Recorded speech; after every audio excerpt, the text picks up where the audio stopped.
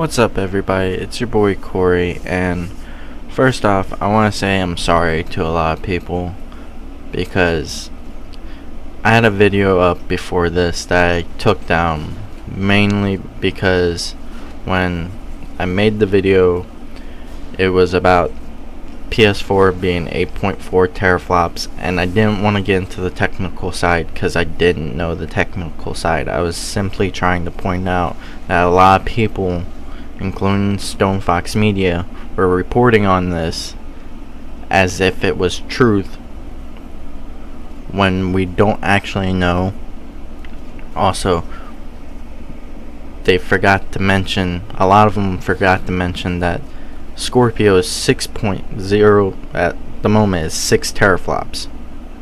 But is that in 32-bit computation or 16-bit? Because if that's 32-bit, then it's safe to assume the doubling that the PS4 Pro saw from 32-bit to 16-bit would go into an effect for the Xbox One. Also, people were saying, oh, they can do this now because of the architecture. Well, that doesn't make much sense because the architecture in the PS4 Pro is exactly the same as in the original PS4. So if it's the same as the original PS4, why didn't they take the 1.8, I believe, was the teraflops in the PS4? Why wasn't it 3.6? Why weren't they, oh, we can now get 3.6 teraflops out of the PS4? You would think the side that's been boasting power all generation would go, hey, we've figured out how to double our power. I mean, and if you think I'm wrong, you can look this up. The CPU that's going to be in the PS4 Pro is the exact same CPU as the original PS4, just overclocked. And the graphics part, the graphics card, it's not a card, but the GPU in it is the exact same GPU, except there's two of them, and both of them are overclocked. So, if the CPU and the GPUs are the same as the original, where the hell are you getting the architecture is different? Maybe if you consider that it's got two GPUs is why it is different architecturally. Maybe, but I don't think so. I don't think that's architecture. I just think that's adding another graphics card. Architecture is usually the hardware behind the GPU, not just adding a second GPU. So that's what I was trying to point out. I was not trying to point out that I knew anything about how a 16-bit computation is different. I said some things in it that I wasn't meaning to say at first, and I don't know why I even said it. Maybe because I kind of do this, off the top of the head. I don't usually write out a script, and that's my bad. But what I said in this video is what I meant to say. So what I'm trying to say is, to all the people that watched the last video that I took down, I'm sorry. But on to the actual topic of this video. Infinity Ward released patches for Infinite Warfare. I really hate this name because it's really hard with the studio name and then saying the game, whatever. They released some patches. I'm going to go over a couple of them. Some of them make no difference to me, but there's a couple.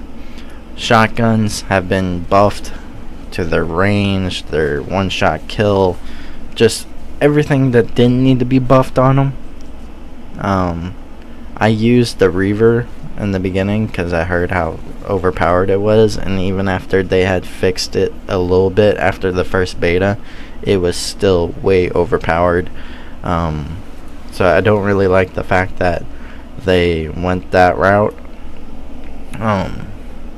Snipers got nerfed and buffed.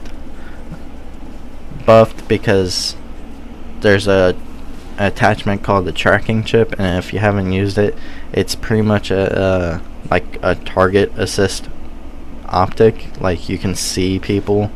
I think I have it on here. Yeah, you see the like orange glow or yellow glow around them? Yeah, that's what you see with this attachment. It's ridiculous, but whatever. Also, they nerfed quick scoping, kind of. Hipfire is awful. It's non-existent pretty much at this point.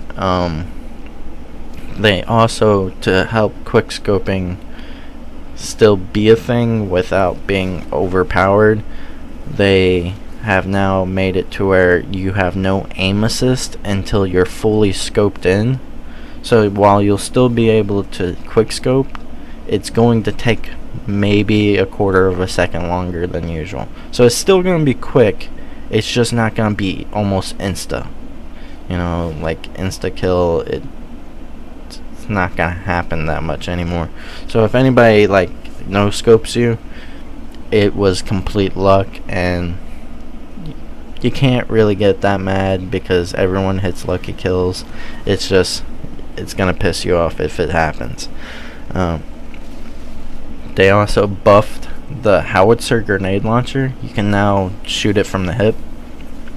I didn't use it, but anything that makes a gun easier to shoot in this quick paced, like twitchy game, that helps.